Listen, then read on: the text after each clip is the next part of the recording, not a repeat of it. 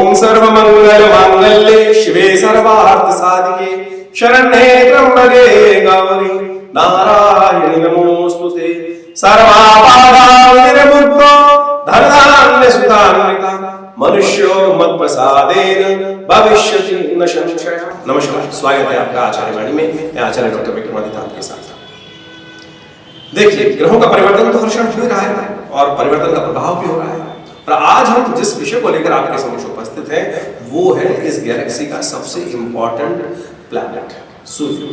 सूर्य जो स्टार है इस गैलेक्सी का सबसे सेंट्रल कोर है और उसी के कारण से ये गैलेक्सी, ये संपूर्ण सौरमंडल विद्यमान है। यदि वो निस्तेज हो जाए तो सब कुछ साफ हो जाएगा।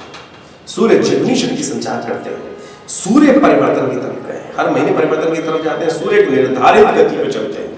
सूर्य ही एक ऐसा विशेष तौर पर ग्रह समझे कि जो बिल्कुल निर्धारित गति पर अपने प्रदक्षिणा में चलता रहता है, ना कभी अस्त होते हैं ना कभी वक्री होते हैं। वो गणना एक बड़ी विचित्र है कि जिसको हमने ज्योतिष दृष्टिकोण से परिष्कृत किया और बड़े विचित्र प्रभाव से। सूर्य इस वक्त मीन राशि में चले गए हैं 15 तारीख को सुबह 6:30 बजे। वो उच्च अभिलाषी है, उच्च से बढ़िया पद है उच्च अभिलाषी। उच्च अभिलाषी का मतलब है कि उच्च होने वाले हो, यानी मेष राशि पे जाके सूर्य उच्च हो जाते हैं। उससे पहले जो एक राशि है उसमें सूर्य को उच्च अभिलाषी कहा जाता है, यानी उच्चता, परम उच्च पद, सबसे टॉप पद पे जाने के अभिलाषी हैं। राजा से ज्यादा इंपॉर्टेंट जो होती है युवराज की होती है, क्योंकि वो राजा बनने वाला है। राजा तो जब पता जाता है कि पद से हटने वाले हैं तो सब युवराज की पूछ हो जाती है। तो ये यानी परम उच्च पद पर प्राप्त होने वाले हैं, तो वो प्रभाव है वहां पर सूर्य का इस वक्त। और आपके बड़े इंपॉर्टेंट ग्रह में चले गए दशम भाव। यदि हम मिथुन राशि वालों का देखें, दशम भाव विशेष तौर पर वह मीन राशि है और मीन राशि के साथ वहां पर जो है सूर्य विद्यमान होने जा रहे हैं। सूर्य विद्यमान हो चुके हैं और वहां पर दो इंपॉर्टेंट ग्रहों के साथ योग करेंगे, बुध और सूर्य के साथ, बुध और बृहस्पति के साथ। बुध को सबसे पहले अस्त कर देंगे, बृहस्पति वहां पर उसके बाद अस्त हो जाएंगे। तो जो सबसे इंपॉर्टेंट ग्रह हैं, दो शुभ ग्रह, परम शुभ ग्रह, वो सफलता वाले स्थान में बैठे हुए हैं और वो विशेष तौर पर आपके लिए बड़ी एक विचित्र स्थिति उत्पन्न कर देंगे। सूर्य का के कारण से अभी शनि के महाराज के साथ जिस प्रकार का उनका योग चल रहा था, भाग्य में स्थान में आपके शनि सूर्य जो आ गए थे शनि महाराज, और उनको वहां पर उन्होंने 30 जनवरी को अस्त कर दिया था। जैसे ही उन्होंने कार्य करना शुरू किया उसके बाद वो अस्त हो गए और करीब 25 दिन के आसपास वो अस्त स्थिति रही 5 तारीख को होते हुए, और उसके बाद उन्होंने अपना प्रभाव उत्पन्न करना शुरू किया। लेकिन फिर भी सूर्य का और शनि का प्रतिद्वंद आपस में चल रहा था। लेकिन अब सूर्य आगे निकल गए और सूर्य ने वहां बृहस्पति शनि महाराज पूर्ण रूप से आपके भाग्य का सपोर्ट करने को तैयार करें। लेकिन भाग्य में जब शनि महाराज बैठ जाते हैं तो धीरे धीरे धीरे धीरे रे मना धीरे सब कुछ हो, तो ट्यूबलाइट की तरह अपने भाग्य काम करने का प्रयास करते हैं। लेकिन जो भी करेंगे बहुत सुदृढ़ भाव से करेंगे। लेकिन इस वक्त बड़ी इंपॉर्टेंट बात यह है कि बृहस्पति के साथ बुध के साथ जो सूर्य का योग बन रहा है वो एक बात उत्पन्न करता है आपके लिए। आपको एक बात का ध्यान रखना है कि ऐसे समय में विशेष तौर पर बहुत ज्यादा लालच के चक्कर में नहीं फंसना है। तो पुरानी कहावत है कि नहीं तो लालच में दोनों गए माया में नहीं डरा, इस बात का ध्यान रखिएगा। क्योंकि बृहस्पति और सूर्य का जो बृहस्पति का कॉम्बिनेशन है वो इस बात को कर रहा है कि ऐसे समय में बिजनेस में, व्यवसाय में, कार्यों में इस बात का ध्यान रखें कि बहुत ज्यादा लालच के चक्कर में ना फंसे। आमदनी तो बढ़ेगी, आमदनी बढ़ेगी, लेकिन क्या दिक्कत क्या आ रही है, सेविंग नहीं कर पा रहे हैं। सेविंग में बड़ी समस्या उत्पन्न कर रही है कि आमदनी का फ्लो बड़ा अच्छा रहने वाला है, लेकिन जो अल्टीमेटली जो जिस चीज से, क्योंकि भारतीय लोग जो है ना कि वो सेव करके ज्यादा संतुष्ट होते हैं, खर्च करके नहीं। विदेशी संस्कृति में, हम वेस्टर्न संस्कृति में जाए तो उनको खर्च करके ज्यादा मजा आता है, लेकिन भारतीयों को विशेष तौर पर सेविंग करके ज्यादा मजा आता है। लेकिन वहां पर अभी समय ऐसा है कि सेविंग नहीं होने दे रहे हैं ग्रह आपका। तो इस बात का थोड़ा ध्यान रखते हुए काम करने की जरूरत है। इसके लिए कुछ खास उपाय करने की जरूरत है।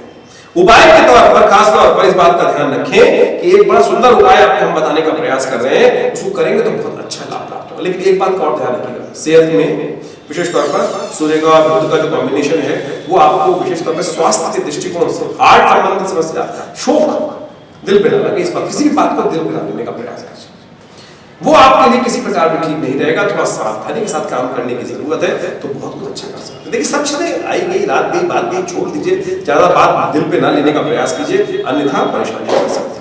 शांति के साथ समझते हुए ये छोटा मोटा योग है, 1 महीने बाद निकल जाएगा और 1 महीने बाद सूर्य जो आगे निकल जाएंगे, उच्च के हो जाएंगे और बहुत बृहस्पति भी आगे निकलकर आपके लाभ वाले स्थान में चले जाएंगे। तो बहुत कुछ अभी, लेकिन बृहस्पति के साथ जो योगा योग चल रहे हैं वो थोड़े अस्त थोड़े लंबे टाइम तक चले, वाले हैं, लेकिन उससे पहले बृहस्पति परिवर्तन की तरफ जाएंगे, वो भी अद्भुत योग देंगे, उसके लिए हम अलग से वीडियो बनाएंगे। लेकिन इस वक्त सूर्य का सबसे पहला हमने आपको सूत्र समझाने का प्रयास किया, लालच नहीं करना है बहुत ज्यादा।